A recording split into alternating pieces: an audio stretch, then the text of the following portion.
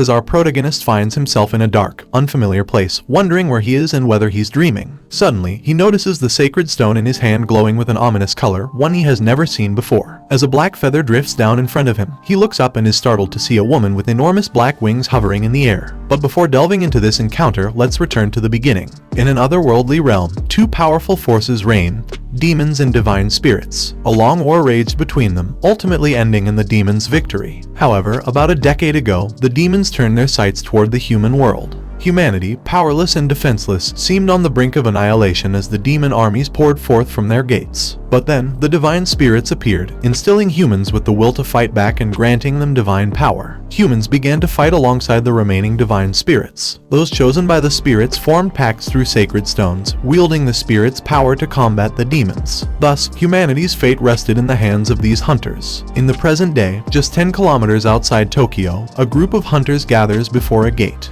E-rank hunter Hino informs them that it's an E-rank dungeon and advises everyone to prepare. E-rank hunter Kamiya replies that he understands and asks if they've checked their gear and supplies. E-rank hunter Maito confirms that all the equipment is ready. They glance at our protagonist, Makoto Asuka, an F-rank hunter who is carrying their supplies, along with extras for the group. Makoto confidently assures them that everything is in order. Laughing, Kamiya comments on how much easier it is with someone to carry their gear. Maito jokingly calls Makoto a little wannabe hunter, telling him not to worry about combat and to leave it to them. Used to being called a wannabe, Makoto stays silent. For those chosen by the divine spirits, the sacred stone appears in their hands as the source of their power, and they form a pact with the spirit that appears to them. 2 years ago, Makoto received his sacred stone.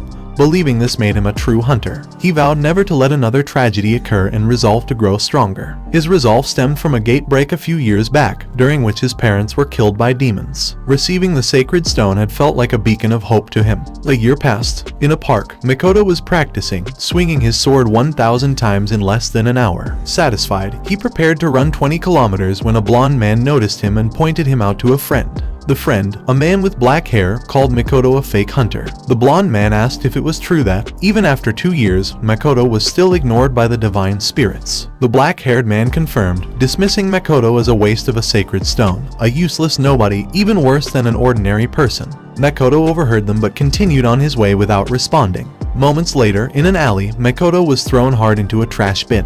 A man shouted at him, exclaiming that it was impossible and asking why he had to fight while babysitting him. Makoto replied that he could fight too, saying he'd been training with weapons, but the man scoffed, saying it was pointless without a divine spirit. As he walked away, he told Makoto to stop pretending to be a hunter like them, claiming it lowered the status of real hunters. They left him alone in the cold, snowy night, near the trash, wondering if the sacred stone was supposed to be his hope. He questioned why no divine spirit had appeared for him, even after 2 years. Unable to form a pact with a divine spirit, Makoto was left an outcast, rejected by both the hunters and ordinary people. Back in the present, inside the dungeon, monsters were burning, their flames the result of Hino's lower-ranked divine spirit, Flam. Hino shouted to the team that one demon had escaped, and in response, a powerful wind arrow launched in another direction, striking the fleeing demon. It was Maito, using her lower-ranked divine spirit, on the other side.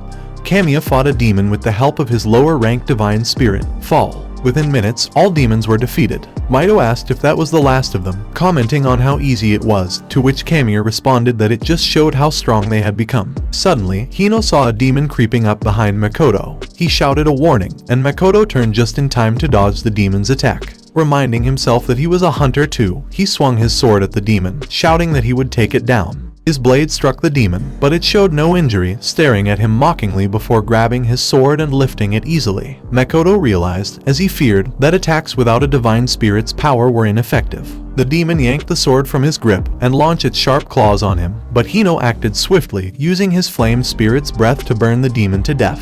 Hino asked if Makoto was alright. Calming himself, Makoto apologized and thanked Hino for saving him. Hino approached him, assuring him not to worry and complimenting his movements. Shocked, Makoto explained that he'd been training so he'd be ready if he ever formed a pact. Hino nodded, saying he hoped Makoto could form a pact someday too. Surprised, Makoto thanked him, saying he appreciated the words, even if they were just for comfort. As they look at him, a creepy smile forms on their face. A moment later, they reach the dungeon's deepest area. Hino informed the team that the boss was beyond the next gate. Touching the gate, he asked Makoto if he'd heard stories about the many types of demons, some with unique routines. Makoto asked if he meant defeating demons by exploiting those routines, to which Hino confirmed, raising his hand as Kamiya grabbed Makoto tightly and Mito aimed her arrow at him. Shocked, Makoto struggled but couldn't break free. As Hino opened the boss door, he remarked that some demons fall asleep right after eating. Kamiya then kicked Makoto into the boss's chamber, laughingly calling him food, while Mito told Kamiya she would leave the rest to him. Trembling, Makoto sat up and shouted for them to wait. But Hino taunted him, saying that someone like him could never form a pact with a divine spirit and that this was a fitting end for him. They closed the door, locking it from the outside. Makoto rushed to the door, banging on it repeatedly, shouting for them to open it. He cursed under his breath, realizing he had let his guard down, and questioned why he hadn't considered the possibility of betrayal. Suddenly, a loud growling sound came from behind him. Slowly, he turned around, stunned with fear as he saw the massive form of the E-rank dungeon boss, the behemoth, drawing closer. Makoto shook in terror, barely able to believe it. The behemoth swiped its sharp claws in his direction, but he managed to jump away just in time, sprinting while screaming as his former team laughed and played cards outside, indifferent to his plight. Hidden by smoke, the behemoth paused, confused when it saw nothing in sight, as Makoto frantically searched for an escape route. Though he knew he had no chance of defeating it, he realized the behemoth hadn't fully awakened yet and was not at full strength, offering him a small chance to escape. Spotting a narrow opening nearby, he rushed toward it. But the behemoth let out an ear-splitting roar, causing the ceiling to collapse and blocking his only escape path. Makoto stared at the rubble in disbelief, refusing to accept that his only path to survival had been cut off. He looked back and saw the behemoth charging toward him. It was too close now. Still, he clung to the hope that there must be some way out. But as the behemoth opened its massive jaws to devour him, he froze in terror, paralyzed by the sight of its enormous fangs. A surge of despair hit him as he realized he had yet to accomplish anything. He hadn't even avenged his parents. Just then, his sacred stone began to glow with a dark, ominous energy. Shouting that he would not die here, the stone unleashed an ominous shadow power that surrounded him. Black energy poured forth, shocking him as it expanded, forming a protective circle around him that caused the behemoth to hesitate and tremble in fear. In that moment, Makoto found himself transported to an unfamiliar place, questioning if he was dreaming. He looked down and noticed the sacred stone in his hand glowing with an eerie, malevolent color unlike anything he'd ever seen. Then, a woman with vast, dark wings appeared before him. She reached out her hand, calling him human and inviting him to form a pact with her. Makoto looked at her in confusion, but she urged him to hurry, saying that their space wouldn't last much longer. Standing in front of him, she asked if he would form the pact or not. He wondered if she was his divine spirit and realized that, if so, his answer was obvious. He declared that he would form the pact and fight alongside her, reaching for her hand. She accepted it, telling him that with this, the pact was complete. Dark energy flowed from her into his sacred stone,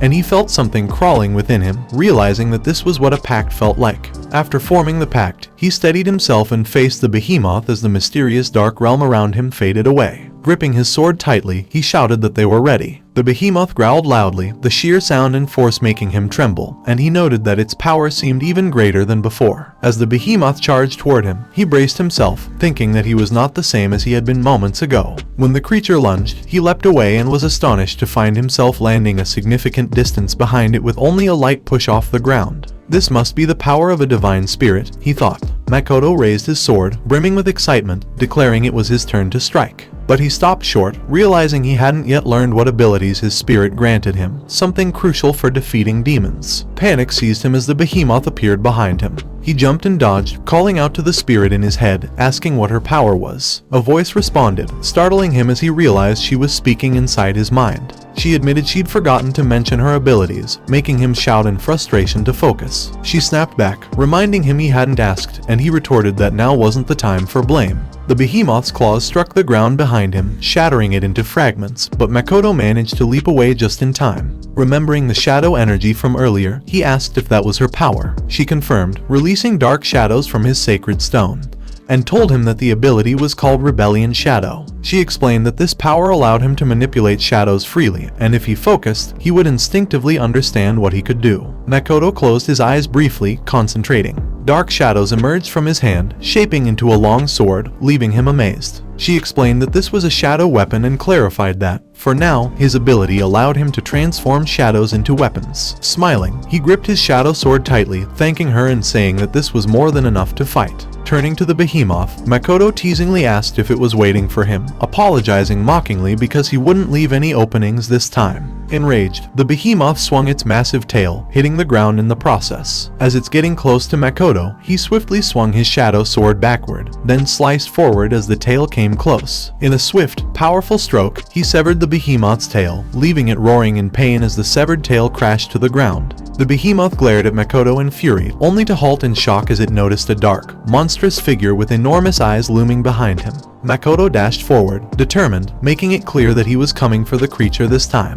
He swings his sword aiming for its head, but the behemoth managed to tilt its head back, dodging the attack. He was surprised that the creature gauged his attack range. Realizing this, he leapt higher, launching himself from above. The behemoth immediately jumped back to put distance between them, but Makoto extended his sword mid-air, reshaping it into a longer weapon. With this newfound reach, he slashed the behemoth's limbs from a distance. As the behemoth roared in pain and collapsed, Makoto felt a surge of triumph, noting that, just as he suspected, his shadow weapon could change shape freely. Facing the wounded creature, he leapt into the air, recalling the harsh words of his former teammates, their claims that he was a waste, a nobody, a fake hunter, someone incapable of forming a pact. Now, he knew they were wrong. Reforming his shadow weapon into a massive butcher's knife, he felt as though he had been honing his strength for this very moment. With a single, decisive slash, Makoto brought the shadow knife down, slicing the behemoth in half. Its massive body crashed to the ground, and he stared at it, surprised by his own power. His shadow weapon faded, and with trembling hands, he celebrated quietly, overjoyed that he had actually defeated a demon. Finally, exhausted, he sank to the ground and looked at his sacred stone, asking the mysterious woman if they could now speak. In response, shadows emerged from the stone, and the woman appeared before him. Makoto expressed his gratitude, crediting her for saving him. She simply responded that she had only lent him her power.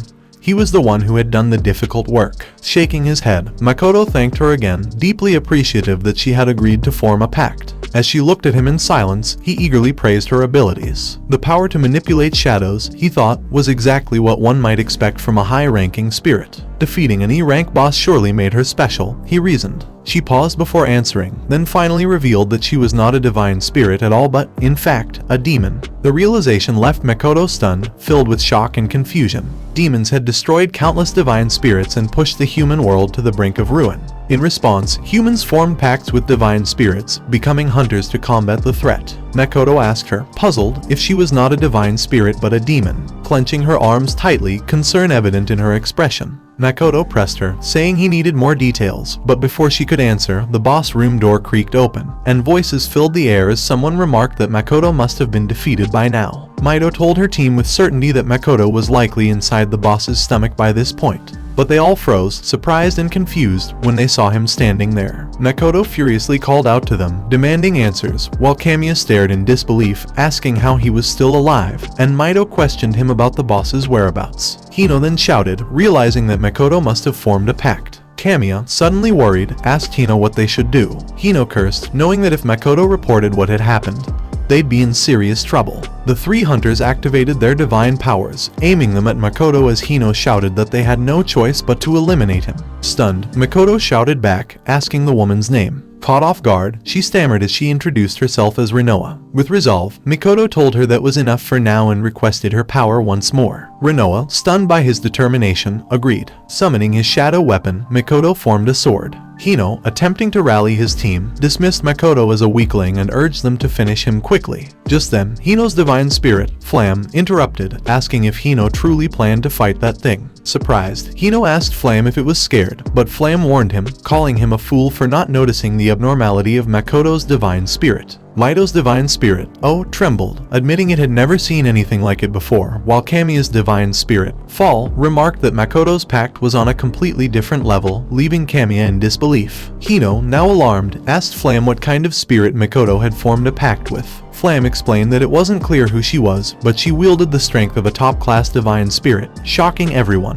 Makoto glanced at Rinoa, realizing what this meant. Divine spirits were classified into ranks, lower, middle, upper, and top class, with only a rare few reaching the highest level of strength. These spirits were known as the strongest among their kind. Furious, Makoto asked Rinoa who she truly was, but she gestured ahead, saying there wasn't time for explanations. Following her gaze, he saw Hino preparing to attack, flames surrounding him. Hino shouted, refusing to believe he could be weaker than a worthless loser and reasoning that since Makoto's pact was freshly made, he was still weak, with only the boss as his first real opponent. Mito hesitated, noting that while hunters did grow stronger by defeating demons, there was still uncertainty. Kamiya added that if Makoto had truly formed a pact with a top-class spirit, they wouldn't stand a chance. Hino, furious, called his team cowards and leapt forward, dashing straight at Makoto with flames surging around his fist. Shouting that he would show Makoto the power of a true hunter, Hino swung his fist, but Makoto waited calmly for the strike to approach before sidestepping it with ease. Hino attacked again, throwing a series of flaming punches, but Makoto dodged each one effortlessly, barely breaking a sweat as he anticipated each move.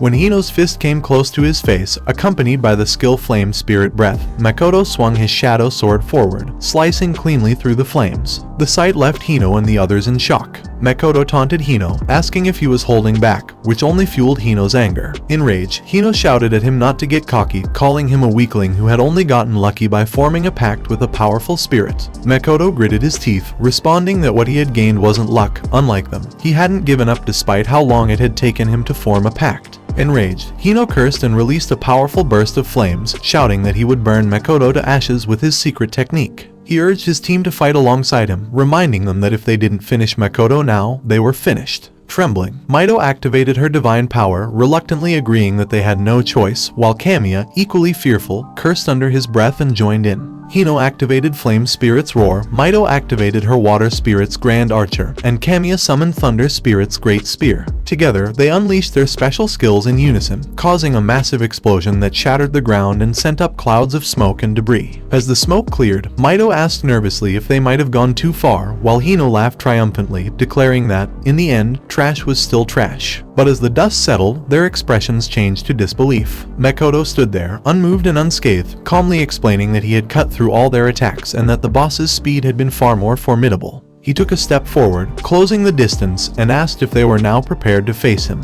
Hino froze, fear seizing him as he glimpsed Rinoa's intense gaze within Makoto. Summoning his courage, Hino created a flame and warned Makoto not to mess with him, hurling fireballs his way while calling him a pathetic wannabe hunter. Makoto bent low, dodging each flame as he advanced swiftly toward Hino. As he closed in, Hino, panicked, tried to say something, but Makoto hides his shadow weapon, then launched a punch directly at Hino's stomach, sending him flying back and leaving him coughing up blood. Looking down at him, Makoto stated firmly that he was a hunter. Hino slammed into the ground near his teammates, trembling before he collapsed. Makoto coldly ordered them to take Hino and leave, warning them not to speak a word of what had happened. In a panic, Mito and Kamiya quickly grabbed Hino and fled, fear evident in their eyes. As the dust settled, Makoto's sacred stone glowed, and Rinoa appeared, remarking with a soft smile that she couldn't believe he'd resorted to punching Hino. He replied that cutting him down hadn't been necessary, thanking her for standing by his side in the fight. She smiled warmly at him, and he reminded her that they were in the middle of an important conversation.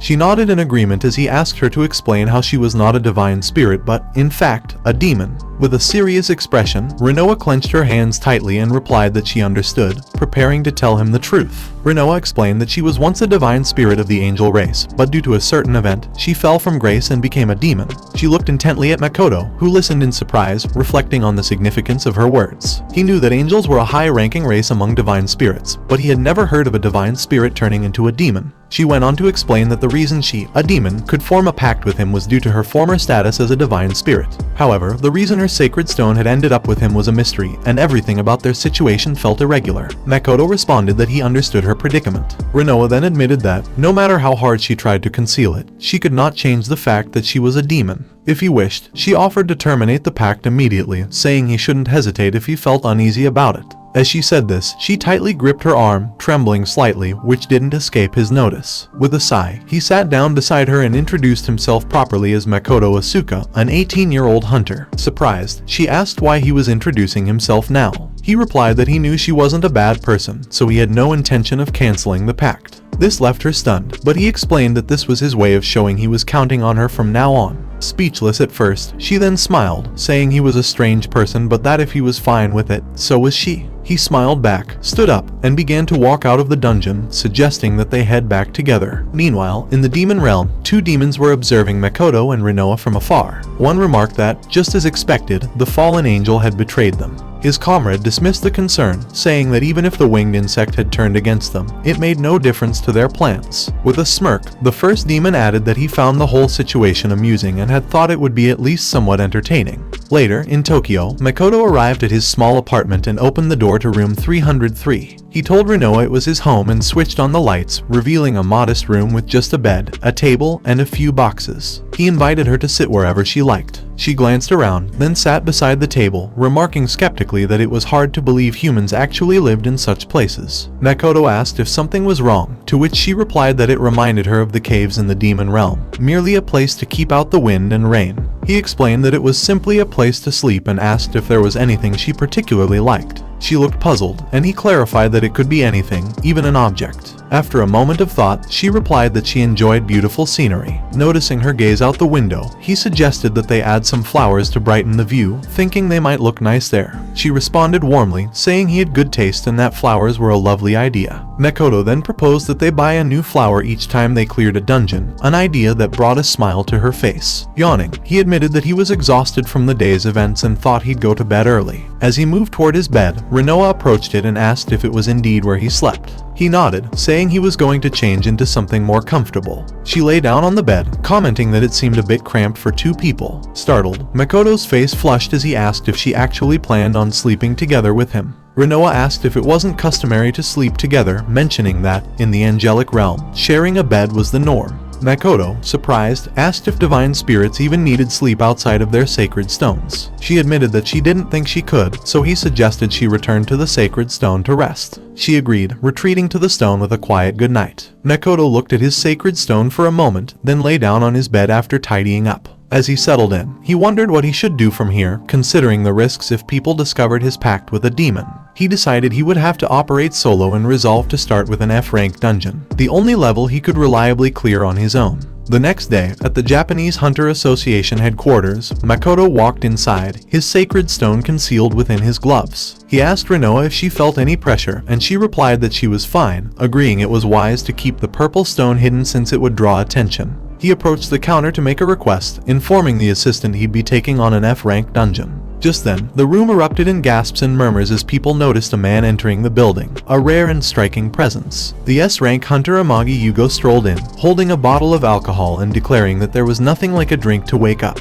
As he took a sip, the crowd shrank back, slightly stunned to see their idol drinking in the middle of the day. Several hunters rushed forward, asking for autographs and photos, while Yugo, amused, noted that things were as lively as usual. But then, his gaze landed on Makoto at the counter and he looked surprised. Makoto recalled that Yugo was an S-rank hunter, wondering if they had just made eye contact. Yugo smiled and approached him, stopping to ask for his name and rank. Unsure, Makoto confirmed that Yugo was indeed speaking to him, and Yugo remarked that it had been a while since he'd spoken to someone who wasn't a girl. Makoto introduced himself as Makoto Asuka, an F-rank hunter. Yugo acknowledged this with a nod but seemed doubtful, asking if he was really an F-rank. Confused, Makoto asked if Yugo needed anything from him. Yugo replied that he didn't, then turned to the assistant, apologizing for interrupting and charmingly suggesting they go for tea sometime. As Yugo left, he called over his shoulder that they would see each other again, leaving Makoto wondering if Yugo had just been flirting. The assistant was left flustered, barely able to speak. She marveled at the fact that Yugo had spoken to her, asking if it had all been a dream. Makoto, equally baffled, brought her back to his request, which she processed quickly, still in shock.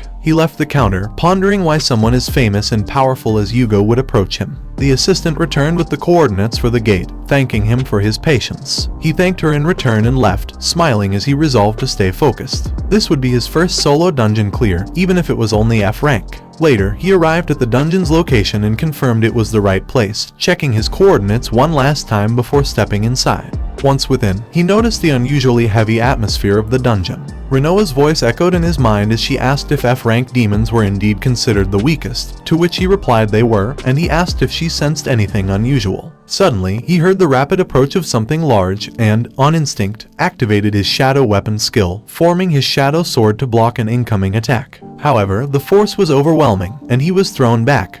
though he managed to recover without serious injury. Rinoa checked if he was okay, and he confirmed he was, though shaken, and asked what had hit him, noting its incredible speed. He then recognized the creature, a chaos wolf, and froze, asking if they weren't D-rank demons. Rinoa replied that, at the very least, it was not a bottom-tier demon, suggesting that something was wrong with this dungeon. Makoto began to wonder if he had mistakenly entered a D-rank dungeon. The wolves surrounded Makoto, and he glanced to the side, confirming that the gate was sealed. Rinoa remarked that he understood the gravity of the situation, and he replied that, in his current state, handling all of them at once would be tough. Steeling himself, he extended his sword's length, prompting Rinoa to retreat to the sacred stone to avoid distraction. Forcing himself to stay calm, Makoto decided to analyze the situation later, focusing now on reducing the wolves' numbers. He leapt forward, aiming to take out a single target with precision. But before he could strike, another wolf lunged at him from behind. He sidestepped just in time, only for another sharp claw to swipe at him from behind. Tilting his head forward, he barely dodged it and sprinted out of range. Bending down to stop himself, he found the wolves surrounding him once more. Observing their coordinated movements, he realized this trait was particularly vexing and quickly began searching for a way to break through. One of the wolves charged at him with jaws open, aiming for a bite. Makoto raised his sword to block, but a second wolf struck him from the side, knocking him off balance and sending him sprawling onto the ground. As he lay there, he noted their strength and precision, realizing they coordinated to attack the moment they detected any opening. He started to wonder if there was any way to defeat them. Inside the sacred stone, Rinoa observed his struggle, deep in thought. She encouraged him, saying she was considering an idea and suggesting he observe the wolves' movements closely. As the wolves drew closer, glaring at him with intent, a risky plan took shape in his mind. He decided to try it, even though he knew it was dangerous. Deactivating his shadow weapon, he raised his hand deliberately, exposing himself to create an opening. Rinoa was alarmed, realizing that this move could easily cost him his life if it didn't work. Seeing an opportunity, the wolves charged at him simultaneously. Just as they closed in, Makoto reactivated his shadow weapon skill, forming a sword that extended into the open mouth of one wolf. With a swift, forceful slash, he cut through that wolf and downed two others in a single strike, taking out 3 wolves at once. He looked at his sword in awe, relieved that his quick reactivation had worked. Rinoa reappeared, commending him for his strategy in deliberately creating an opening to lure the wolves and eliminate them all at once. Collapsing to the ground, Makoto admitted he wasn't entirely sure it would work. Rinoa then asked why this dungeon seemed far stronger than anticipated, as it clearly wasn't an F rank. Makoto agreed, concluding that it must be a D rank dungeon, far tougher than what he was prepared for. Acknowledging the difficulty, he stated that with his current abilities, a D rank dungeon was a real challenge. But since he'd already entered the gate, Rinoa continued that the only way out was by defeating the boss. Makoto agreed, realizing he had no choice but to press on and face whatever awaited him deeper in the dungeon. Both Makoto and Rinoa froze in shock as they sensed something approaching, a new swarm of wolves. Frustration welled up in Makoto. He had just managed to defeat 3 of them,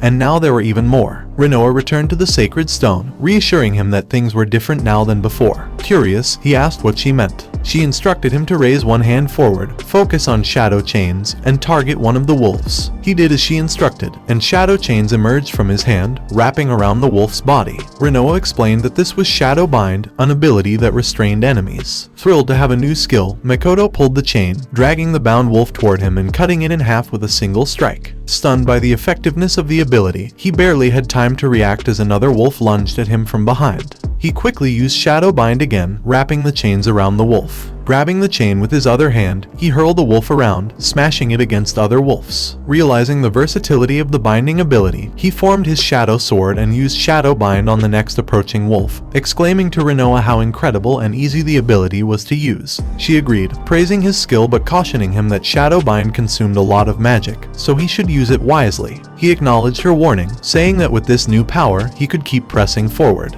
A while later, he planted his shadow sword into the ground, relieved that the battle was finally over. Reflecting on the large number of wolves he had just defeated, he noted with satisfaction that he wasn't even tired. Rinoa reminded him that hunters grow stronger the more demons they defeat, explaining that his stamina was evidence of this progress. Makoto looked down at his hands, feeling a surge of pride as he recognized his growth.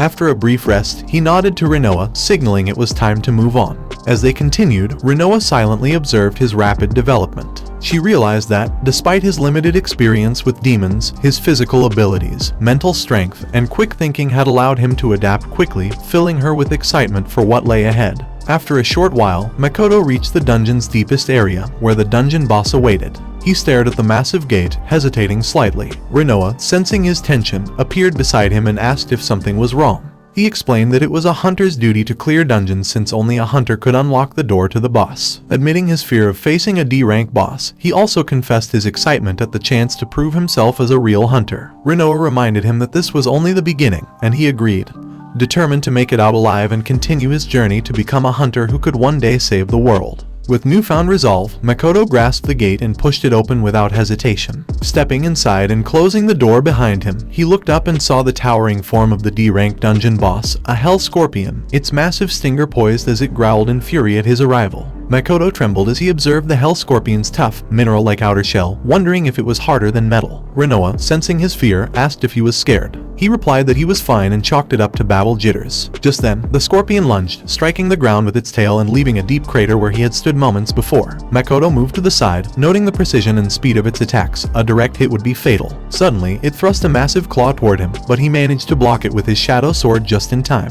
Leaping onto the scorpion's arm, he slashed down, but his attack left no mark, confirming his suspicion about its tough armor. The scorpion whirled around, searching for him, and Makoto retreated to a safer distance. He resolved to dodge and analyze its movements, knowing that even the strongest armor might have weak spots, likely around its joints or the base of its limbs. Rinoa watched quietly from within his realm, observing his strategy. Makoto attacked again, focusing on its arms and tail, but his strikes still failed to make a dent. Gathering all his strength, he plunged his sword toward its head, yet it barely scratched the surface. In response, the scorpion released a powerful roar that sent a shockwave through the air, forcing Makoto to cover his ears against the painful vibration. Then, in a startling move, the scorpion's tail transformed into crystal-like spikes, which it launched in his direction. Makoto sprinted backward, feeling the sharp crystals graze him as he dodged, shocked to discover that the creature also had ranged attacks. He wondered anxiously how he could possibly win against such a formidable opponent. Desperate for guidance, he asked Rinoa for ideas. She replied that, as things stood, it was nearly impossible for him to damage the scorpion effectively, implying he'd have to push beyond his limits. Just then, the scorpion charged at him, and he quickly reacted,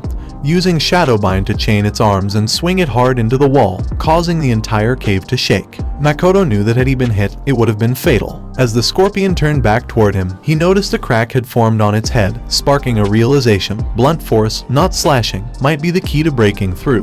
The scorpion screeched in fury and launched another sharp claw in his direction, but Makoto leapt away in time. It attacked again, even more fiercely than before, and he dodged with a sense of urgency, realizing that its movements were becoming increasingly aggressive and relentless. Taking stock of his options, he considered changing the size of his sword but recognized that slashing attacks wouldn't help him in the first place. Determined, he focused on creating a new plan, one that would rely on blunt force to exploit the crack he had just discovered. Rinoa called out to Makoto, reminding him of the first time he'd used his shadow weapon. He realized what she was hinting at, recalling how he'd defeated the previous D-rank boss. Smiling as he understood, he watched as the scorpion lunged both claws at him, attempting to crush him. He jumped just in time. Rinoa warned him that he couldn't dodge its attack in midair and, as expected, the scorpion released a barrage of crystal spikes in his direction. Instead of evading, Makoto activated Shadowbind, wrapping chains around the scorpion's body. He then pulled himself closer, shielding his head from the spikes as he closed in.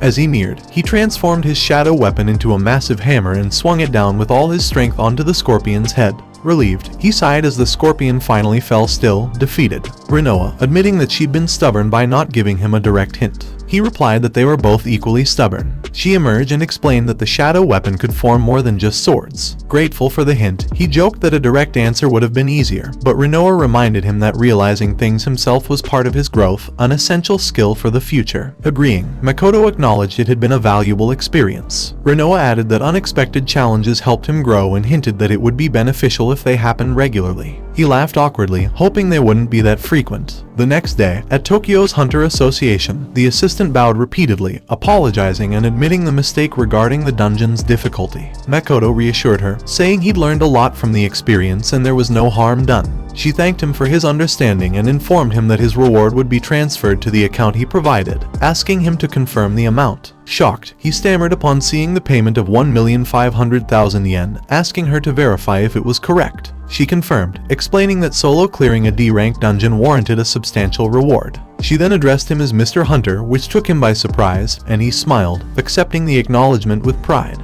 As he left the building, he excitedly told Rinoa that they should buy some flowers for their apartment as planned. Rinoa agreed, and he thought he could easily afford a beautiful bouquet now. Just then, he noticed someone passing by, a familiar presence that made him pause. The woman called his name, and he turned to see his childhood friend, Ruka Kazane. With a bright smile, Kazane greeted him, commenting that it had been a long time and asking how he'd been. Makoto told her he'd finally made a pact with a divine spirit and was working hard, which prompted her to approach him in surprise. She congratulated him warmly, acknowledging the effort he'd put in over the years, and he shyly thanked her. Around them, passers-by gathered, recognizing Kazane as the young hunter who had risen to B rank in record time. They whispered in shock, questioning why someone so accomplished was speaking to that wannabe hunter and speculating about their connection. Sensing Rinoa's curiosity, Makoto scratched the back of his neck nervously. He explained to her that Ruka Kazane was his childhood friend and a talented hunter, known for her potential. As far as he knew, though, she had an intense hatred for demons, more than any other hunter he'd met. Kazane had been Makoto's childhood friend. They had always played together, and even as they grew older, their bond remained unchanged. But then came the day when demons rampaged across the earth. During the chaos, a group of demons chased Kazane and her older brother. Her brother, sensing the danger, turned back to hold the demons off, urging Kazane to run. She hesitated, wanting to stay, but he insisted, telling her that she at least had to survive. With courage, he faced the enormous demon alone, but the creature's power was far beyond that of any human. Kazane could only watch in horror as her brother was killed before her eyes. 2 years ago, around the same time, both Kazane and Makoto received their sacred stones. Makoto had apologized to her then, admitting that his divine spirit still hadn't appeared. Even though they had promised to fight together, it seemed unlikely he'd be able to fulfill that promise. Kazane, with an emotionless expression, told him she understood but that she couldn't afford to wait. She turned and walked away, joining the Hunter Association without him. In the present, sitting together in a cheerful cafe, Kazane beamed as she told him the parfait here was the best. She also praised him for solo clearing a D-rank dungeon right after forming his pact, to which he reminded her that he was still an F rank. She brushed it off, telling him it was impressive nonetheless and that he was living up to his name, Makoto. But her curiosity soon turned to his divine spirit, and she eagerly asked what kind of spirit he had formed a pact with. Makoto froze, unsure of how to respond. Rinoa chimed in, saying she could appear at any time, but Makoto whispered that it might cause complications. Thinking quickly, he explained to Kazane that his divine spirit was a bit shy, making introductions difficult. Kazane looked puzzled, asking if divine spirits could even be shy. Rinoa muttered in frustration that she wasn't shy at all, and Makoto told her to hold back, saying it was a complicated situation. Kazane then raised her own hand, revealing her sacred stone, and offered to introduce her divine spirit first. With a soft glow, her upper-ranked divine spirit, Wave, the wind spirit, appeared. Bowing politely, Wave greeted Makoto with respect, to which he replied with surprise, marveling at Wave's formality and poise. Kazane then asked if he planned on taking a rank reassessment soon, and he replied that the next date was still a while away. She encouraged him to keep training in the meantime and suggested they tackle a C-rank dungeon together. Surprised, Makoto told her the gap between their strengths was too great at the moment, and he would only hold her back.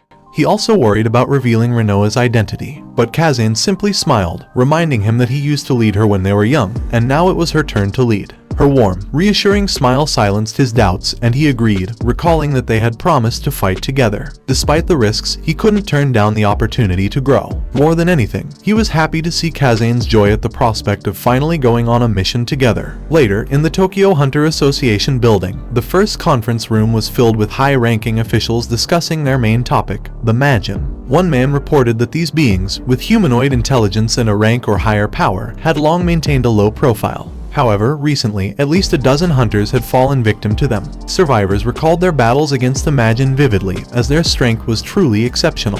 Kimuro, the president of the Japan Hunter Association, listened and then laughed, commenting that if he were in his prime, he would have hunted them down himself, though age was proving inconvenient. Mishima, the section chief of the gate management system, scolded Kimuro, reminding him that this wasn't the time for such talk. She added that the management system she'd developed indicated that all gates were being properly cleared. The man continued, explaining that, according to survivors, the Majin had appeared after the gates had been cleared. This confused Mishima, who asked what purpose they served if they emerged post-clearance. Just then, Yugo entered the room, apologizing for being late. Mishima, furious, reprimanded him for his tardiness, but he brushed it off with a comment about her beautiful face, further irritating her. After the report concluded, Yugo remarked that he understood the situation and might have an idea about it. Mishima warned him not to invent stories, but he confidently assured her to leave it to him, mentioning he had some free time. Kemuro expressed his confidence in Yugo's abilities, entrusting him with the task, which Yugo accepted before leaving the room.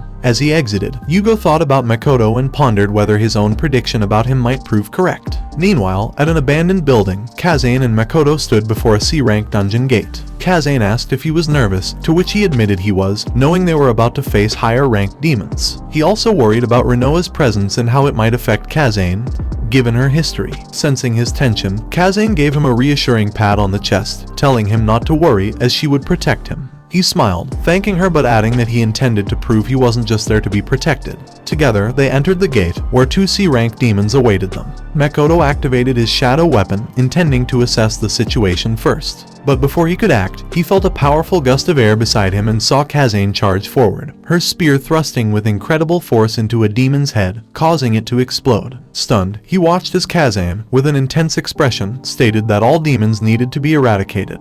He noted the fierce emotion driving her, far beyond what he had expected. Kazane walked back toward him, mentioning that she sensed a demonic presence nearby. She then turned to him with a piercing gaze and wondered where the presence is coming from. Panicked, Makoto realized that he might have been discovered right from the start. Makoto quickly deactivated his shadow weapon, and as the energy faded, Kazane glanced around, noting that she'd thought a demon had escaped. However, she reminded him that the demonic presence she had sensed earlier was real, urging him to stay alert, which he agreed to. He guessed that Kazane possessed a heightened sensitivity to the magical energy emitted by demons and had likely picked up on the shadow magic. Rinoa agreed, commenting on Kazane's intense hatred for demons. Makoto confided that he wanted to explain the situation to Kazane, but, after witnessing her reaction, felt increasingly worried. A short while later, they reached the dungeon's middle area, where a swarm of demons launched themselves at them. Kazane immediately activated her wind spirit's mantle, kicking the nearest demon to the ground before effortlessly slicing it in half with her spear as she hovered in mid-air. She quickly stabbed another demon, then spun her spear in a wide arc, slashing through several others around her. Makoto watched in amazement, noting her ability to fly using the power of wind.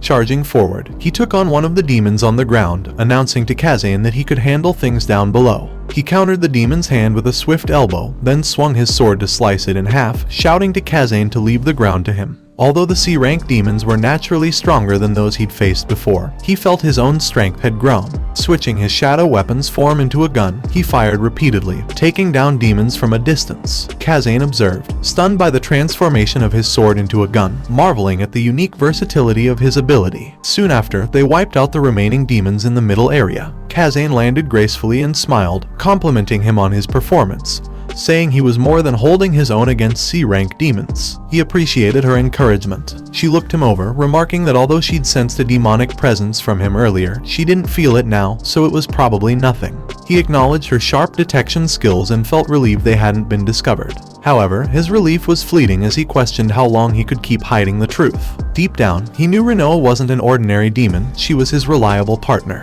But Kazane's hatred for demons seemed boundless, leaving him clenching his fists and wondering what he should do. A moment later, they arrived at the deepest part of the dungeon. Kazane pointed out that they had reached the boss's lair and asked if he was ready to focus. Though he stammered a reply, the truth was that he was anything but calm. Sensing his anxiety, she guessed that he was nervous because it was a C-rank boss, a higher rank than they'd previously faced. He admitted this was part of it, but as he was about to explain further, she cut him off, reassuring him that it was okay because he wasn't alone. Extending her fist, she encouraged him to go all out. Makoto smiled, deciding to save the difficult conversation for after the battle. Bumping her fist, he thanked her and resolved to fight by her side, ready to face the challenge together. Makoto and Kazane entered the boss room together, immediately feeling the overwhelming presence of the C-rank dungeon boss, a towering cyclops. Kazane activated her wind spirit's mantle, declaring that she would eliminate any demon in her path. She dashed forward, spear in hand, as the Cyclops lifted its massive wooden hammer to counter her. Makoto quickly used Shadow Bind, wrapping chains around the Cyclops' club just in time to hold it in place, allowing Kazane to strike with her spear. Enraged, the Cyclops shattered the chains and swung its hammer toward her. They both shouted to signal each other and dashed forward in unison, slashing the Cyclops from opposite directions, causing it to roar in pain. Makoto noticed their attacks were perfectly timed. They leapt to opposite sides again, each targeting the Cyclops' legs simultaneously. Kazane smiled, realizing they were both instinctively switching positions to keep the Cyclops off balance, as if they shared the same strategy. As the Cyclops screamed in agony, Makoto used Shadow Bind to restrain it once more, shouting to Kazane that, now weakened, the Cyclops was easier to bind and urging her to finish it off. Thanking him, Kazane unleashed her divine power, activating her wind shower skill. The wind-powered attack struck the Cyclops, creating a loud explosion that left Makoto in awe. Running back to him, Kazane praising their teamwork. Blushing, he returned the gesture, realizing how seamlessly they worked together. This level of synchronization felt natural with Kazane, but he reminded himself there was still more work ahead. At that moment, Kazane's wind spirit, Wave, appeared, complimenting them on their teamwork. Kazane proudly replied that their years of friendship made them an unstoppable team and that this partnership could take them anywhere. Makoto swallowed nervously, approaching Kazane and admitting that there was something he needed to tell her before they continued. He began to remove his glove, preparing to reveal his sacred stone, when a sudden, loud crack echoed through the room. Both turned toward the source, wide-eyed, as they saw a gate forming. A foot stepped out from the crackling gate, followed by a hand with sharp claws. A demon man emerged, smiling as he looked at Makoto, announcing that he had finally found him. The demon approached with a broad smile, exuding an intense malevolence that made Makoto tremble, realizing this being was on a whole different level from any demon he'd faced before. He wondered if this was one of the humanoid demons. Sensing his fear, Kazane gently pushed him back, then confronted the demon, asking if he was a Majin. The demon confirmed with a smirk, introducing himself as Grom. Kazane muttered that the rumors of Majin appearances must be true, and warned Makoto that if they tried to fight Grom, they would both be killed. She insisted that she would distract Grom while he escaped. Makoto protested, saying they had to find a way to escape together, but she told him it would be enough if he survived. Kazane activated her wind spirit's mantle and charged at Grom, thrusting her spear at him repeatedly with impressive speed. But Grom effortlessly dodged her strikes, taunting her by saying it looked as if she were moving in slow motion, which only fueled her frustration. Meanwhile, Makoto could tell that Kazane was fighting at her peak, yet Grom's movements and power were on a completely different level, leaving him frustrated by his inability to see any opening to assist. Grom eventually caught her spear, pulling her closer, and teasingly declared he had her now. He slashed at her with his sharp claws, but she quickly flew back, barely dodging the attack. Regaining her distance, she called upon her divine spirit, Wave, to use their secret technique. Wave responded with an acknowledgement, and Kazane raised her hands, activating Milestone. She unleashed green wind tornadoes directly at Grom. Makoto hastily transformed his shadow weapon into a shield to protect himself from the force of the attack as Kazane hovered in mid-air, catching her breath. When the dust settled, Grom emerged unscathed, amused, saying that for him, her attack felt like a gentle breeze. Seething with anger, Kazane gripped her spear tightly. Grom, noticing her fury, commented on her evident hatred for demons. She simply retorted that she intended to kill every last one of them. Smiling slyly, Grom asked if she truly intended to kill all demons and hinted that perhaps she didn't know everything. Confused and irritated, Kazane demanded to know what he was talking about. With a wicked grin, Grom pointed at Makoto, revealing that he had formed a pact with a demon. Kazane landed, shaken, and rejected the idea, telling Grom it couldn't possibly be true. Grom maintained his taunting smile, confirming his words. Kazane shouted that there was no way Makoto would make a pact with a demon, and if it were somehow possible, he wouldn't keep it a secret. But her confidence faltered as Makoto remained silent, and she demanded he deny it. Frustrated, Makoto knew he couldn't hide the truth any longer. He took off his gloves, revealing his sacred stone, and commanded Rinoa to come out. Rinoa emerged from the stone, and Kazane stared in disbelief, stunned to see a demon appear from a sacred stone. Makoto hoped to explain Rinoa's unique situation, thinking that if Kazane could understand, perhaps things would be alright. He opened his mouth to speak, but Kazane raised her spear in rage, demanding to know why he would form a pact with a demon, insisting that it was wrong and utterly inexplicable. Kazane shouts at Makoto that she could no longer trust him and reminding him that demons were their sworn enemies. Makoto urged her to wait and calm down so they could talk, but she refused to listen. Furious, she turned her rage toward Grom, hurling her spear at him and declaring that she would start by eliminating him. Grom easily grabbed her by the neck, squeezing until she coughed in pain. Just as he raised his fist to strike, Makoto's shadow chain shot forward, wrapping around Grom's arm and halting the attack. Makoto demanded that Grom stop, but Grom freed his fist with ease, laughing as he taunted Makoto for finally deciding to step in. Grom flung Kazane aside dismissively, muttering that he couldn't care less about her. Makoto caught her before she hit the ground, realizing she had fallen unconscious. Apologizing softly to her, he laid her down gently. Grom then turned his attention to Makoto and Rinoa, pointing at Rinoa and sneering as he addressed her as a fallen angel. Rinoa coldly replied that she'd never wanted to hear his voice again.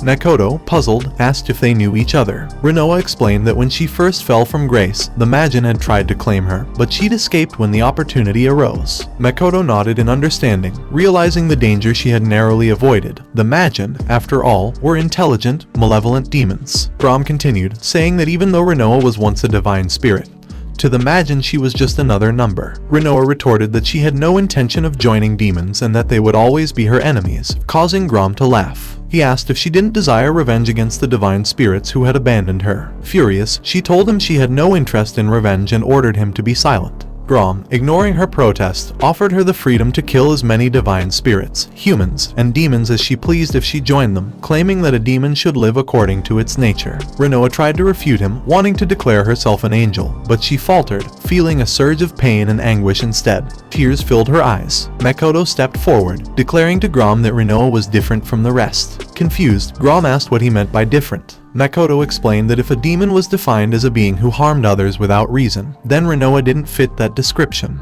He described her as kind, pure-hearted, and his dependable partner, which left Rinoa stunned and deeply touched. Grom sneered, calling Makoto a pathetic weakling who was spouting sentimental nonsense. Disgusted, he mocked Makoto's sentimentality and camaraderie, vowing to crush it all. He challenged Makoto to entertain him, his malevolent gaze fixed on them both. Gripping his shadow blade, Makoto faced Grom with fierce determination, fueled by Rinoa's anger and their shared resolve to stand against him. Grom stretched his body casually, a smug smile on his face, while Rinoa warned Makoto that defeating him was impossible. However, she pointed out that Grom's overconfidence and complacency could be exploited to create an opportunity for escape, which was their only realistic option. Grom leapt forward suddenly, dashing toward Makoto with astonishing speed. Startled, Makoto barely managed to raise his sword in defense, only to feel Grom's presence vanish and reappear behind him. Grom's powerful kick struck his stomach, sending him flying into the wall. Makoto coughed in pain as Grom leisurely approached him. Makoto quickly summoned his shadow bind to restrain Grom's arm and foot, then shifted his weapon into a gun to fire at him. But Grom effortlessly broke free of the chains and met the incoming shadow bullets with his bare hands, catching each one mid-air before casually tossing them to the ground.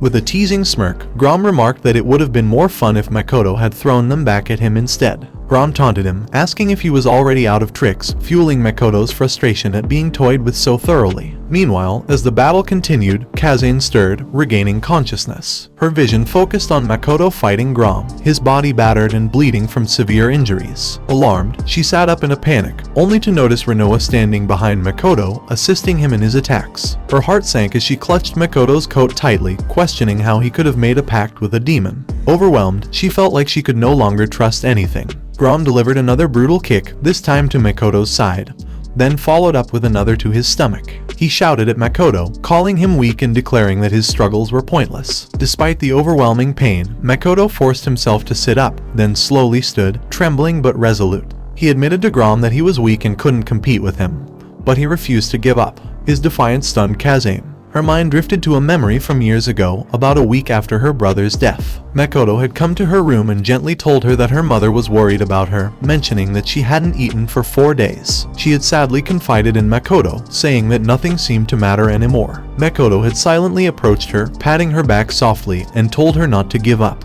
He had reminded her that giving up would mean truly losing everything. He confessed that he had also felt despair when his parents were killed, but realized that survivors like them had a path ahead of them, one they could only find if they kept looking forward. He had urged her to live and never give up. Tears welled in Kazane's eyes as she recalled his words. Thanks to Makoto, she had been able to move forward and find strength again. Snapping back to the present, she watched Makoto struggle to block Grom's next attack with his sword, only to be overpowered and thrown aside again. Grom mocked him, saying that high spirits alone weren't enough. Yet, despite his trembling hands and bruised body, Makoto pushed himself to his feet once more, declaring with unwavering resolve that he wasn't giving up.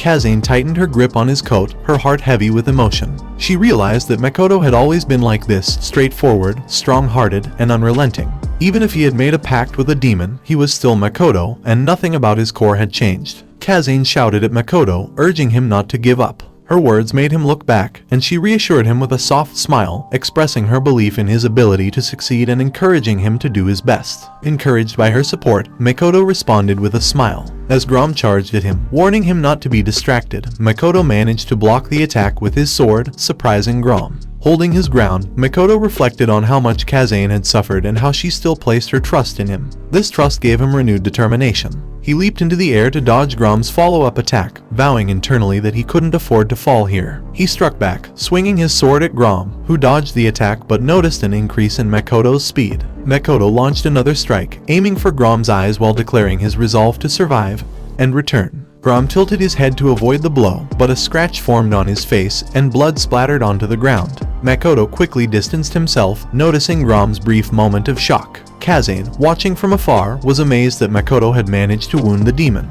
Grom licked the blood from his face and expressed amusement at the injury before deciding that the fight had gone on long enough. He began to accumulate a surge of dark power, which he referred to as a parting gift for their afterlife. The oppressive magic caused Makoto to tremble, leaving him questioning the nature of such violent energy. Turning his attention to Rinoa, Grom addressed her and demanded her return to his side, implying that compliance might spare her allies. He also hinted at Makoto's imminent demise if she refused. Rinoa looked at Makoto, who reassured her with a calm expression. She responded to Grom, firmly rejecting his offer and emphasizing her refusal to submit to a demon, alongside Makoto's. Grom, unfazed, declared their end and unleashed his Doom of the Underworld attack, a powerful wave of dark magic. The group braced for impact, feeling a sense of hopelessness as the attack approached. However, just before the attack reached them, a radiant yellow light appeared, forming a massive hole that absorbed the dark energy and caused it to vanish without a trace. The unexpected intervention stunned everyone, including Grom, who demanded an explanation for what had just occurred. Before Grom could act, a hand rested on his shoulder from behind.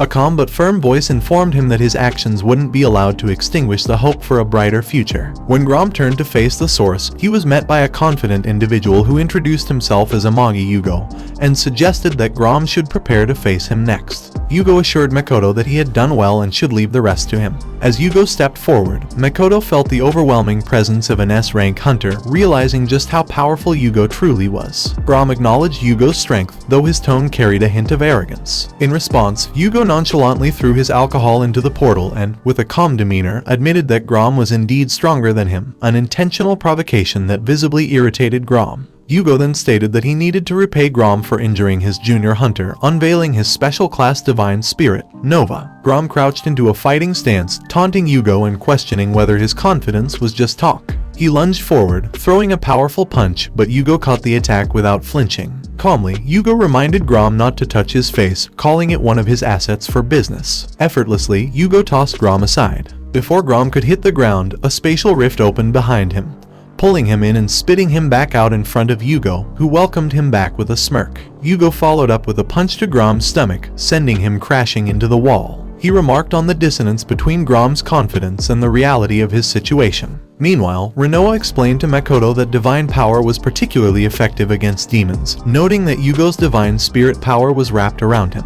However, she admitted that the sheer amount of power he wielded was beyond normal. Grom, angered by Yugo's casual demeanor, summoned dark energy and attacked. Yugo remained unmoving, calmly releasing his Sky Piercer, which consumed and neutralized Grom's attack, preventing it from exploding. Shocked, Grom watched as Yugo manipulated the residual energy, compressing it until it detonated within the confines of the Sky Piercer. Although Grom managed to escape, the explosion shattered one of his arms. Makoto, witnessing the ease with which Yugo countered the demon, concluded that Yugo was overwhelmingly strong. Yugo, laughing, commented on Grom's narrow escape, noting that the injury was severe, and suggesting Grom should use his full strength. This mockery infuriated Grom, who unleashed his power in a furious attempt to kill Yugo. Before the battle could escalate further, another demon appeared, halting Grom's attack and surprising everyone present. Grom identified the newcomer as Fane and demanded an explanation for his presence. Fane chastised Grom, warning that using such power in his current condition would result in his death. Turning his attention to Yugo, Fane acknowledged his strength and speculated that if they fought, neither would emerge unscathed. Yugo agreed, conceding that Fane looked formidable. Fane declared the battle a draw and turned around, advising a strategic retreat. Grom protested vehemently, refusing to back down,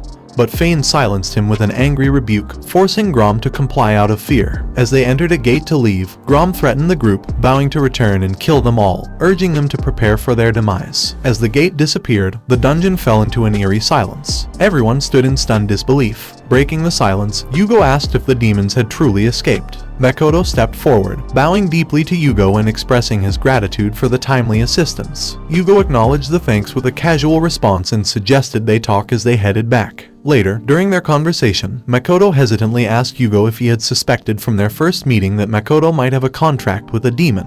Yugo, taking another sip of his drink, admitted that he had. He explained that he suspected there might be a connection with the demon, which was why Grom had been following Makoto. Yugo then turned to Makoto and Kazane, casually asking if they had reconciled. The question startled both of them. Kazane replied that she had come to realize Makoto hadn't changed, but as she glanced toward Rinoa, she added that trusting Rinoa was an entirely different matter. Rinoa, unbothered, told Kazane to decide as she wished. The tension between the two women became palpable, prompting Makoto to panic as he tried to defuse the situation. Yugo, observing the interaction, pointed out that Rinoa, as a former spirit with traits resembling a demon, would play a critical role moving forward. He reassured Makoto, saying that he accepted both Rinoa and Makoto's humanity. Hearing this, Makoto felt relieved and grateful for Yugo's understanding.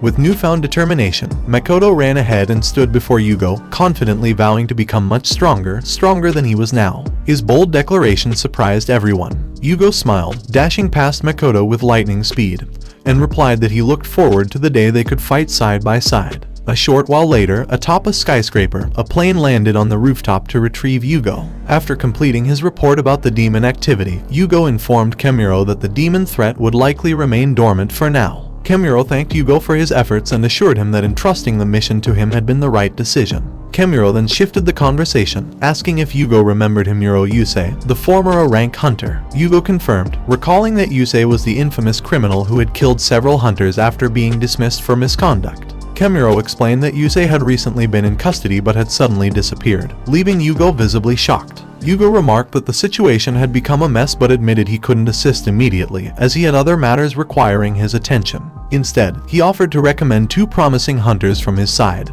promising to send over their data for Kemuro to review. Kemuro agreed, stating he would look into it later. Ending the call, Kemuro turned to a man sitting at the desk nearby and apologized for the delay. He then invited the man to speak. The man, identified as Yusugi Aoji, a former disciple of Himuro Yusei, and a rank hunter, declared his intent to put an end to Yusei's heinous actions once and for all. Years ago, Aoji was with his master, Himuro Yusei. During a conversation, Aoji expressed his desire to excel as a hunter, emphasizing his commitment to performing his duties perfectly. Yusei, however, dismissed his seriousness, calling him too stiff and saying he didn't want a boring disciple. With a playful jab to Aoji's back, Yusei urged him to enjoy being a hunter, reminding him that becoming one had taken effort. Aoji maintained that fulfilling a hunter's responsibilities should always come first, but Yusei interrupted, stating that if Aoji intended to be his disciple, he needed to let go of rigid formalities and stop striving for perfection. Instead, Yusei encouraged him to pursue his ideals, advising him to avoid becoming a puppet of the association, which he deemed worthless. When Aoji reluctantly acknowledged this but added that he could never become like Yusei, Yusei accused him of being cheeky and asked if he was mocking him. In the present, Makoto and Kazane were on their morning run around a pond. Kazane brought up the flower shop Makoto had visited after their dungeon expedition, and Makoto explained that it was because Rinoa enjoyed pretty things. He added that the room felt livelier thanks to her presence. Nearby, a man on a bench idly wondered how many laps the two had completed. Curious, Kazane asked what else Rinoa liked besides flowers. Makoto hesitated, suggesting she ask Rinoa directly. Rinoa, overhearing, flatly replied that she didn't have any particular likes, prompting Kazane to urge her to be more friendly since they were on the same team. Rinoa reminded Kazane that it was she who said she didn't trust her, brushing off the comment. Frustrated, Kazane raised her voice, voicing her dislike for Rinoa's attitude. Makoto, attempting to mediate, requested they get along, but both women simultaneously told him to stay out of it, leaving him resigned. As they continued, they overheard a couple discussing the recent news about a criminal hunter who had escaped from prison. The woman expressed fear after learning about it, while her boyfriend suggested they head home. Makoto turned to Kazane, asking if she knew anything about the escapee. Kazane confirmed that the criminal was Himuro Yusei, a former rank hunter who had been highly skilled. She wondered aloud what could have driven someone of his caliber to commit such heinous acts. Makoto's phone buzzed with a notification. Checking it, he found an email from the Hunter Association. Kazane, noticing the same on her phone, read the message alongside him. It was an emergency summons from the association, and she commented that it seemed both of them had been called. Makoto speculated that it was likely due to Yugo's recommendation and questioned what was going on. Kazane simply suggested they head to the association to find out. Soon after, they arrived at the Tokyo Hunter Association building and were directed to conference room number 5. A man entered shortly after and greeted them, introducing himself as Hayashi from the Abnormal Measures Division. Hayashi thanked them for coming and explained that, based on Yugo's recommendation, the two of them were being entrusted with the search for Himuro Yusei. Both were visibly shocked by the assignment. Hayashi elaborated, explaining that while the police were actively investigating, the Hunter Association needed to act as well. He mentioned the possibility that Yusei could be hiding near the closest gate to the site of his escape. As hunters, their task would involve tackling and investigating a C-rank gate. Hayashi asked if they had any questions. Makoto raised a concern, pointing out that Yusei was a former A-rank hunter. He expressed doubts about their ability to handle such a powerful opponent on their own. Hayashi reassured him, revealing that they wouldn't be working alone. An A-rank hunter had also been requested to assist them. Hayashi informed them that the third member of their team should be arriving soon. Moments later, the door opened, and Kazane stood up in surprise upon seeing Aoji. Aoji greeted her, commenting that it had been a while since they last met. Once Hayashi confirmed their team was complete, he bowed and excused himself, directing them to review the documents on the table for further details before leaving the room. Kazane remarked to Aoji that it had indeed been a long time since they had cleared a gate together, to which Aoji agreed. Makoto observed Aoji with a sense of awe, recalling that he was the only prodigy of their generation to achieve a rank status. He extended his hand to introduce himself, expressing his admiration and pleasure in working with someone so remarkable. However, Aoji didn't shake his hand, merely introducing himself as the former disciple of Himuro Yusei. Makoto awkwardly lowered his hand as Aoji bluntly stated that he had no intention of teaming up with them, shocking both Makoto and Kazane. Kazane stammered, questioning why Aoji wouldn't work with them and insisting that teamwork was essential. Aoji, unfazed, picked up the tablet on the table and dismissed them as potential hindrances, reiterating that he didn't need their assistance. He added that finding Yusei was his personal responsibility and declared his intent to handle the matter alone. As Aoji turned to leave, Kazane called out to stop him, while Makoto voiced his disagreement with Aoji's stance. This made Aoji pause. Makoto argued that working as a team would be far more effective. He suggested that if he and Kazane dealt with the demons in the gate, Aoji could focus solely on locating Yusei, which would streamline the process. Aoji stared at Makoto silently for a moment. Undeterred, Makoto cheerfully added that as hunters, he and Kazane couldn't overlook the situation. Kazane agreed, promising that they would do their best to contribute. Sighing in frustration, Aoji told them to do as they pleased, making it clear that he would continue to act independently. As he walked out, Makoto tried to stop him, insisting they needed to coordinate first, but Aoji ignored him and exited the room. Makoto turned to Kazane, worried that they hadn't been able to discuss anything specific. Kazane reassured him that they should follow Aoji for now. Later that night, in an abandoned school, the barrier at the entrance had been destroyed. 3 middle school boys explored the building. The first boy, who had black hair, suggested they claim the entire school as their territory. The second boy, with brown hair, agreed, proposing they divide the floors among themselves for easier management. The third boy, wearing a cap, objected, pointing out that the school was far too large to control effectively. As they walked, the second boy shone his flashlight into one of the classrooms and noticed an area blocked by sharp ice spikes. The sight confused them. They speculated whether it might be a dungeon gate and wondered why it was covered in ice. Panic struck the first boy, who urged them to contact the association immediately and leave the matter to the hunters. However, when the first boy fell silent, the second boy turned to check on him, only to find that both his friends had been encased in ice. Horror spread across his face as he realized the ice was crawling up his own body. Dropping his flashlight, he screamed in terror as the ice engulfed him. Before he could react further, a figure emerged behind his frozen friends. The ice tightened around his body, freezing him completely, and the mysterious figure shattered the ice along with the 3 boys trapped inside. A man stepped past the broken remains, muttering about the inconvenience of leaving unnecessary corpses. He turned his attention to the gate, sealing it shut with his ice-based divine power. Speaking to himself, he declared his intent to take revenge on the association, convinced that his actions were justified. The man was revealed to be Himuro Yusei, the former rank hunter. Earlier, in a dense forest, Aoji, Makoto, and Kazane stood before the gate of a C-rank dungeon. Aoji reminded them, as he had earlier, that he would handle things his own way. Before they could proceed, Makoto called out to Aoji, asking him to wait for a moment as there was something he needed to share. Makoto knew that if they were going to work together, he had to reveal Rinoa's situation. However, before he could speak, Aoji interrupted, asking if it was about his contract with the demon. He then mentioned that Yugo had already informed him. Makoto, surprised, asked Aoji if he wasn't going to condemn him for it. Aoji replied that merely having a contract with a demon wasn't inherently evil. It only became a problem if one used it for wrongdoing.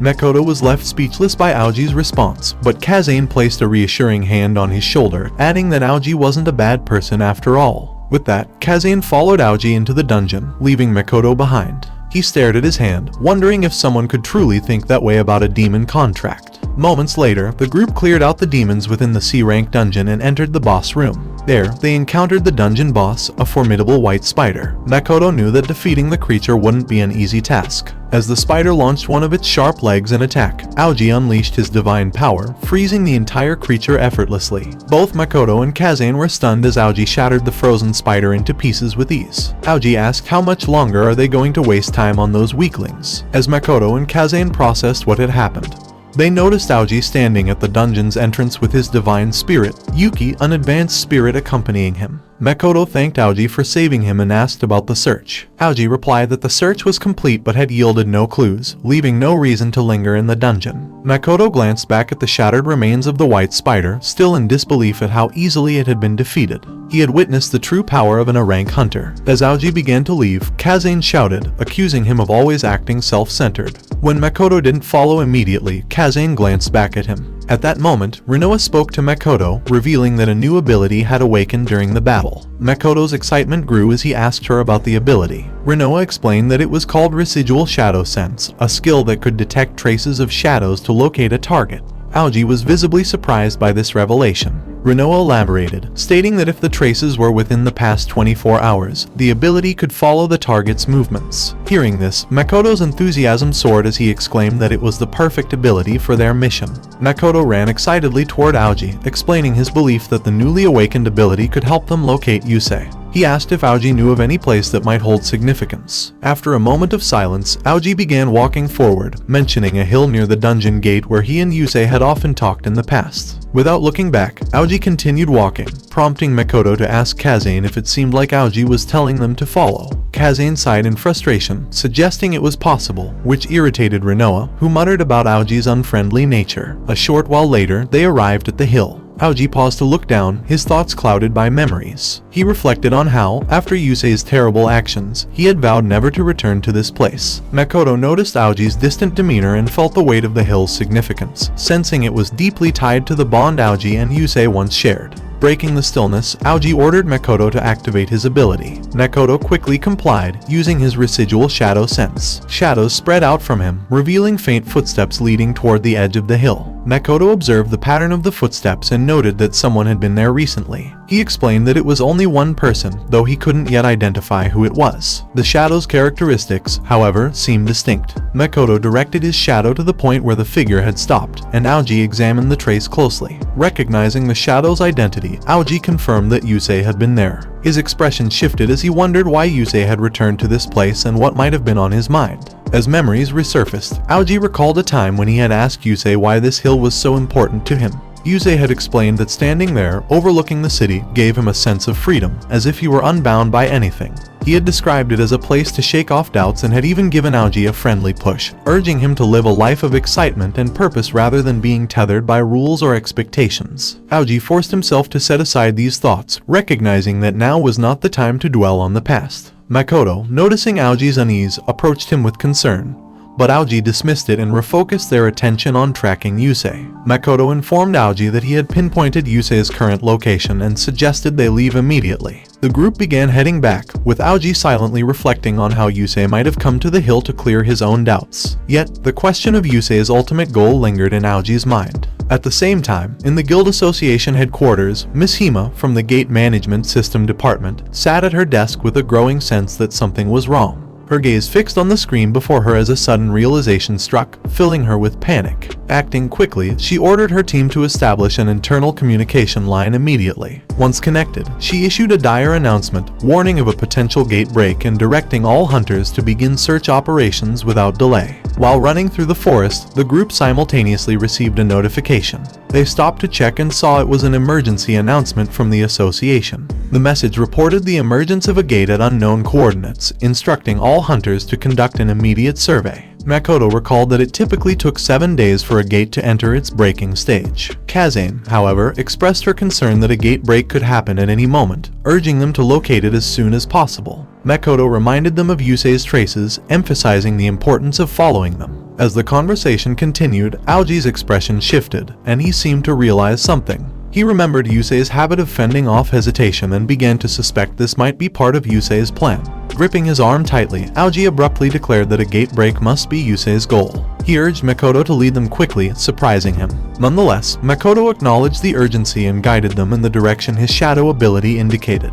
The trail led them to an abandoned school. As they approached, Makoto spotted a shadowy figure near the entrance and alerted the group. The figure moved toward the school building, and Aoji immediately deduced that Yusei was inside. Before they could proceed, a loud cracking noise emanated from within the building. A surge of dark energy erupted, forcing the group to halt. The dark power spread rapidly around them, triggering grim memories. Makoto was haunted by the image of his parents being killed by the same phenomenon, while Kazane recalled witnessing her brother's death under similar circumstances. Both braced themselves for the inevitable. Makoto activated his shadow weapon skill, and Kazane summoned her wind divine power, steeling themselves to face what was coming.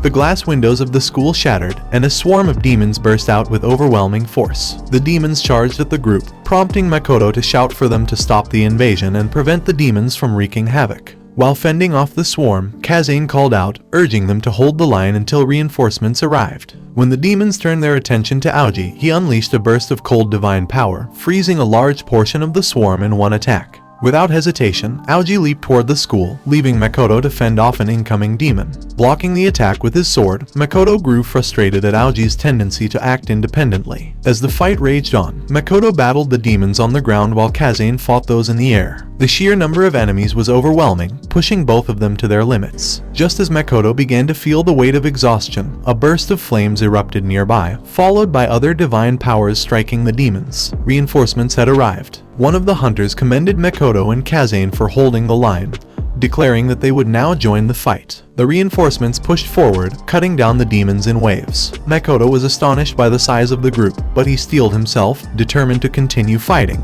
Swinging his scythe, he resolved to prove his worth. However, some hunters began to question his abilities, noting the lack of mana emanating from him. One even referred to him as a wannabe hunter, a comment that unsettled him. Makoto realized the danger of drawing suspicion but remained focused, knowing the swarm of demons left no room for hesitation. Suddenly, a powerful wind tornado struck the demons ahead of him. From above, Kazane called out, offering to take over the ground battle so he could catch up with Aoji. Relieved by her intervention, Makoto thanked her and shifted his focus to pursuing Aoji inside the school. Minutes later, Makoto found himself deep inside the building, cutting through the demons that blocked his path. Pressing forward, he rushed toward the gate's location. Entering one of the rooms, he stopped abruptly upon seeing Aoji freezing the demon boss and slashing at it relentlessly. As the boss shattered into fragments alongside the ice, Aoji stepped closer, leaving Makoto stunned. He couldn't help but wonder if Aoji had already defeated the gate's boss. Aoji confirmed that Yusei had already left and remarked bitterly that even if they stopped the gate break, it would be pointless, as Yusei would inevitably try again. Makoto, however, disagreed and insisted it wasn't pointless. This seemed to ignite Aoji's fury. He came closer, grabbing Makoto's coat and shouting at him, accusing him of acting as though he knew everything. Remaining calm, Makoto reminded Aoji that he had reached this point through his own efforts and abilities. He added that it was far too early to give up, his words momentarily stunning Aoji. Makoto quickly pointed out that thanks to Aoji defeating the boss, they could now catch up with Yusei immediately. Using his residual shadow sense, he located Yusei's trail and grabbed Aoji by the arm, urging him to hurry before Yusei got too far ahead. As they moved, Aoji stared at Makoto's hand gripping his arm, his expression softening. Pulling his arm free, Aoji apologized and began walking ahead, thanking Makoto. Makoto replied that it wasn't the time for thanks and suggested saving it for when everything was truly over. This brought a rare smile to Aoji's face, and he agreed, urging them to finish the task swiftly. Not long after, they arrived at another building. Makoto called out, indicating that Yusei's shadow was heading straight toward it. Aoji asked if this building housed the association's gate management system. The question startled Makoto, and he realized the gravity of the situation. If the system that managed the gates were destroyed, it could lead to catastrophic consequences. Upon entering, they found the system's gate already destroyed. Crystal ice fragments littered the floor, and their shock deepened as they saw people encased in ice. Looking around anxiously, Makoto noted that security hunters and staff had been frozen. Aoji sprinted past him, and Makoto, startled, called out for him to wait. Aoji, however, didn't stop and continued running ahead. Farther inside, in the deepest hallway where the most critical room was located, more hunters and staff were frozen in place. Within the room itself, Yusei stood next to a massive tube, setting a bomb in place. Calmly, he declared that the bomb's detonation would bring about the association's destruction. Without warning, sharp ice crystals shot toward Yusei. Unfazed, he raised an ice wall to block the attack effortlessly. As the spikes shattered, Aoji entered the room, his anger evident. He called out to Yusei with fury, but Yusei responded calmly, expressing his satisfaction that everything was proceeding as planned. He warned Aoji to stay out of his way. Just as Makoto neared the entrance to the room, Yusei flicked his fingers forward, releasing a block of crystal ice that sealed off the doorway. Makoto was caught off guard, stopping just short of entering the room. Inside, Yusei remarked to Aoji that this was their long-awaited reunion and suggested that Aoji wouldn't want anyone interrupting their moment. Aoji heard Makoto pounding on the ice behind him but kept his focus on Yusei, who questioned whether Aoji truly wanted to kill him. Aoji replied that he couldn't afford to show leniency. Yusei unleashed his power, remarking that Aoji hadn't changed, and revealed his high-ranked divine spirit, Flown. He taunted Aoji, expressing that he would be disappointed if Aoji didn't fight him with everything he had. Aoji summoned Yuki in response, declaring that Yusei didn't need to tell him to give it his all. Yusei explained the stakes, stating that Aoji had only one way to win. He needed to defeat him and destroy the device he held. Realizing reinforcements wouldn't come in time, Aoji activated his power, knowing he had no choice but to face Yusei directly. Determined, he conjured ice spikes in the air and launched them at Yusei with all his strength. Yusei remained calm, observing that Aoji's skills had improved, but dismissed the attack as insignificant. With ease, he halted every ice spike heading his way, leaving both Aoji and Yuki stunned.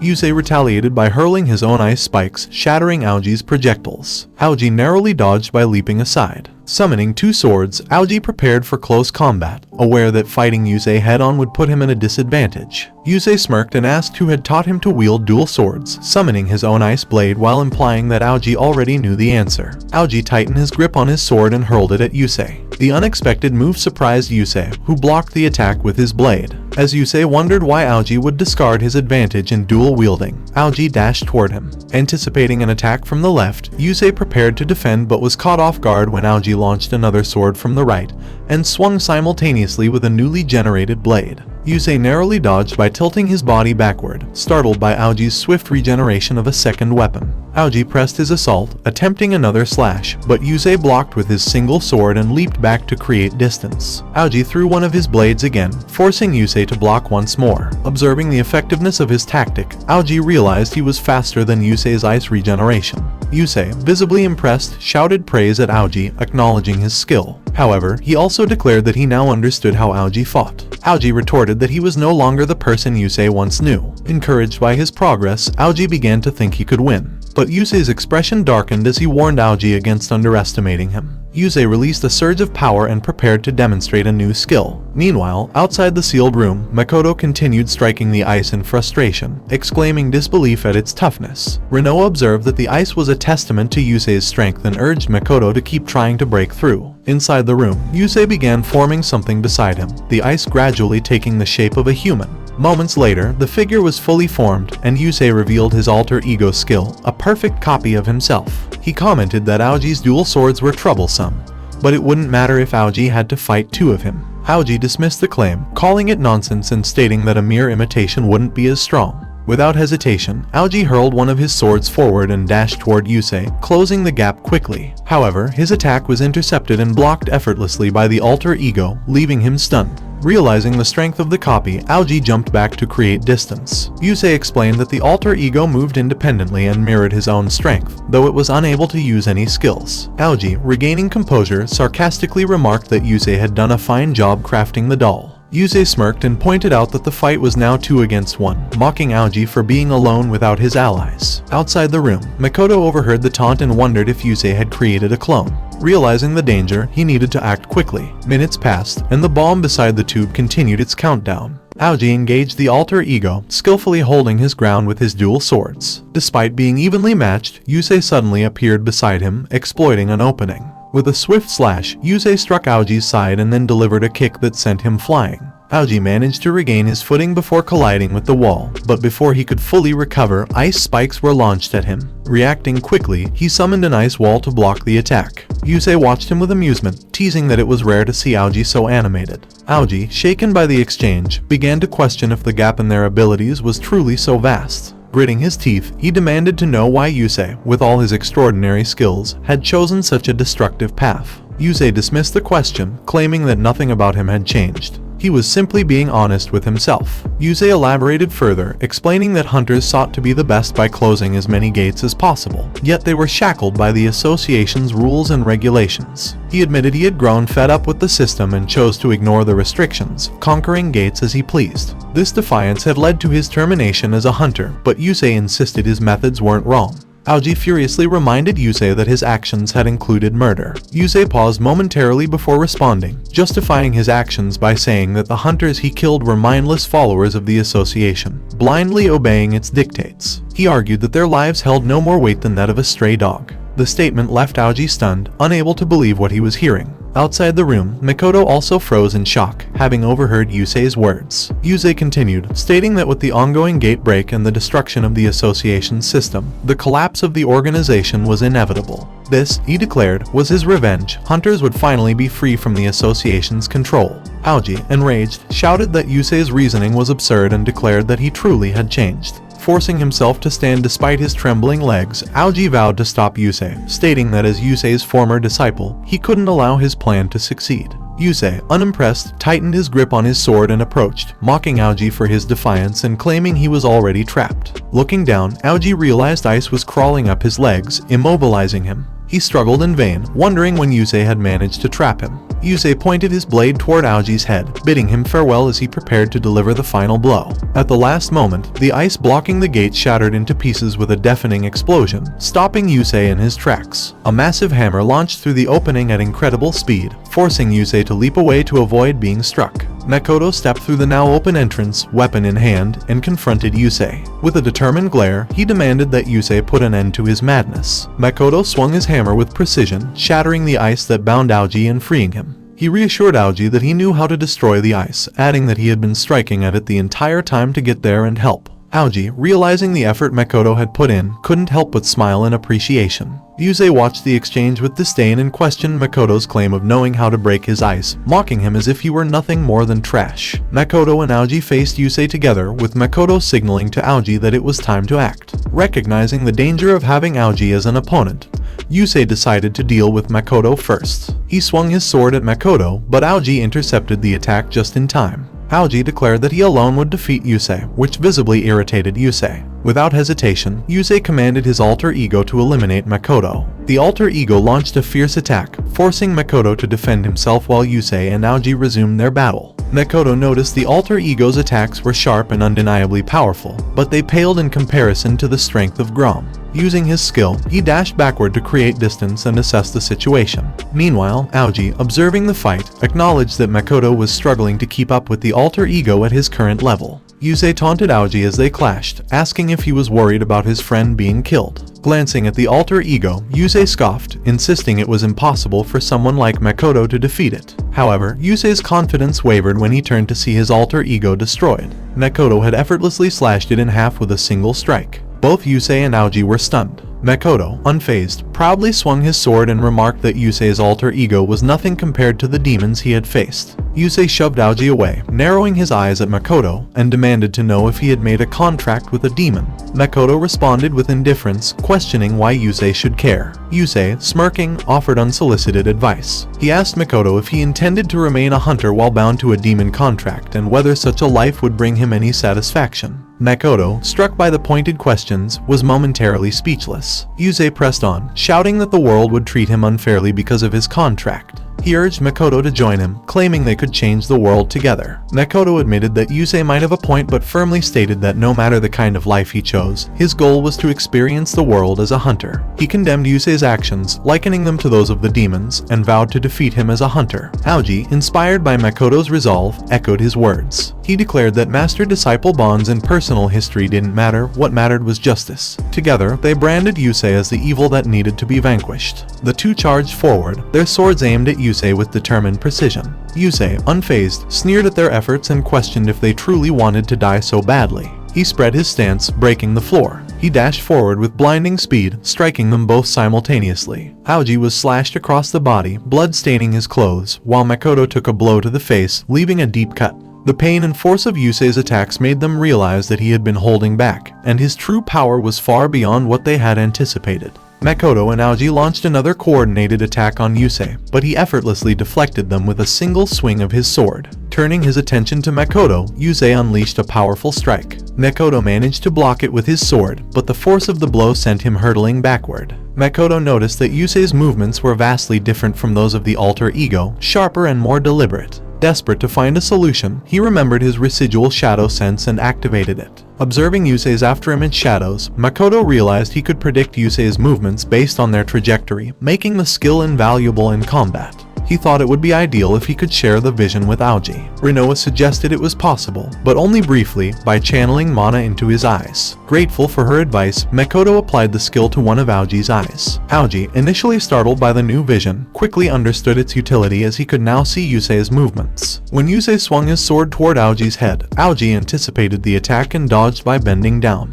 He countered with an upward strike, but Yusei blocked it. Seizing the moment, Makoto attacked Yusei from one side while Aoji pressed from the other. Yusei began to notice that they were reading his movements, forcing him to adjust. As Aoji swung his sword forward, Yusei jumped back to evade. Raising his hand, Yusei aimed at them and warned them not to get overconfident. Aoji recognized the move and realized Yusei planned to end the battle through brute force. Yusei declared his intent to finish them with his ultimate move, but Aoji shouted back that they wouldn't allow it. Yusei released an enormous ice dragon, and Aoji responded in kind, summoning his own. The two dragons collided midair, but Yusei's dragon overwhelmed Aoji's, shattering it into fragments with a deafening explosion. As the smoke cleared, Yusei stood triumphantly, declaring his victory. However, a shadow materialized beneath him. Makoto revealed that his skill had predicted Yusei wouldn't leave that spot, giving them the perfect opening. Before Yusei could react, both Makoto and Aoji appeared behind him, their swords aimed at his neck. Yusei spun around in shock, demanding to know how they had gotten there, but they gave no answer. In unison, they slashed Yusei, severing the controller device in the process. Before Yusei collapsed to the ground, Aoji caught him. He admitted to Yusei that he admired his freedom and way of thinking but lamented that Yusei had chosen the wrong path. Addressing Yusei as master, Aoji declared that it was the end. Makoto watched silently, reflecting that no human is free from making mistakes, not even a powerful hunter like Yusei. Yet, together with Rinoa, Makoto resolved to continue walking the path he believed was right. A short while later, the group exited the building. Aoji, reading the news on his device, mentioned that the association would arrive soon to take Yusei into custody. Yusei, bound tightly with ice around his mouth, hands, and feet, sat immobilized nearby. Makoto acknowledged this and commented that it was for the best. Aoji turned to Makoto, admitting that he couldn't have won the battle alone and that without Makoto's help, he would have lost. Extending a hand, Aoji expressed his gratitude. Makoto shook his hand, brushing it off with a smile and remarking that it wasn't a problem, though he was amused to be thanked twice in one day. Moments later, enforcement officers arrived, securing Yusei and escorting him away. Both Makoto and Aoji bowed in respect as the officers confirmed the successful apprehension. Makoto was about to suggest they head back when an officer suddenly grabbed him from behind. Makoto turned in confusion as another man stepped forward, explaining that there was suspicion of his involvement with a demon. The man calmly stated that Makoto would need to come with them for questioning. The next day, at the Tokyo Hunter Association, Makoto was restrained with divine power handcuffs and escorted by a group of men. Walking alongside them, he politely addressed Hayashi, asking where they were headed. Hayashi replied that they were on their way to the conference room to decide what would be done with him. Makoto's suspicion was confirmed. Yesterday's events had left a lasting impression, and the hunter's perception of him wouldn't improve easily. Arriving at the conference room, Hayashi reminded him to be mindful of his manners. As they entered, Makoto saw Yugo, Kamuro, and two other senior hunters seated. Yugo greeted him with a lively wave, while Kamuro silently stared at him with no reaction. The two men on the opposite side, however, glared at him with open hostility. Kemuro addressed the room, declaring the start of the conference regarding the abnormal situation. A screen displayed footage of Makoto's actions in the dungeon and his role in assisting Aoji to apprehend Yusei. One of the men reported that the primary topic of discussion was Makoto's involvement with a demon. The Anti-Abnormality Division Chief, Renji Niyama, announced that they would assess the situation to determine the appropriate measures. Renji turned to Makoto and directly asked if he indeed had a contract with a demon.